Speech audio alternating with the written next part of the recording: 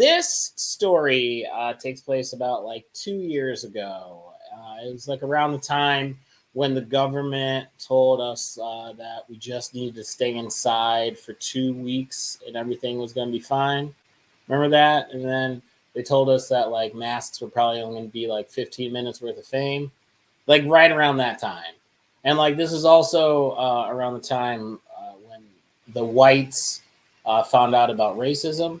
I don't know if you guys remember that over the summer. It was pretty adorable. They had these little black squares and they held them up to tell us they knew. It was just very charming that they figured it out.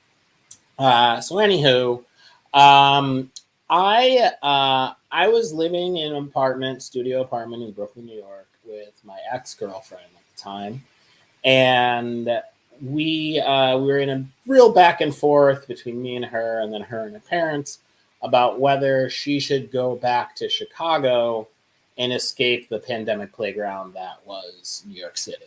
So after she packed up all of her things and took off, I realized that I now had the apartment to myself. And all the thoughts rushed through my head of like, what do I do now with this newfound solitude? What do I do? I cook for one. Do I sleep diagonally?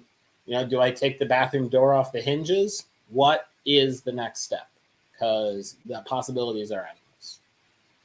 Now, that joy, that newfound joy of independence, wore off. It wore off very quickly. And I knew things got rough when I was watching Netflix. And at the end of the movie, Netflix asked me, "Hey, are you still sure you want to keep doing this?" So they were checking in, and that's when I knew things were rough. But as they say, it's like it's the darkest before it gets light. Things took a turn for the better, right? Because the wings of fate flew into my life. Now, I was sitting on my couch and I was looking out onto my patio. Okay.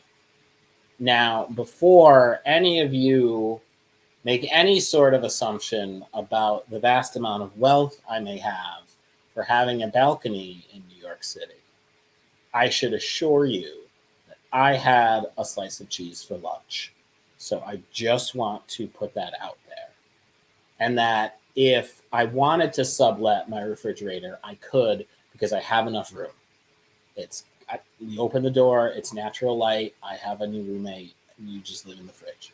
Okay, so just so that we know where I am financially in this situation. So I'm looking out onto the balcony, and I see a pigeon sitting there. And it's the first interaction, human or not inhuman, just living interaction that I've had. So I'm like, what do I do? I don't know. I'm not sure what I need to do next.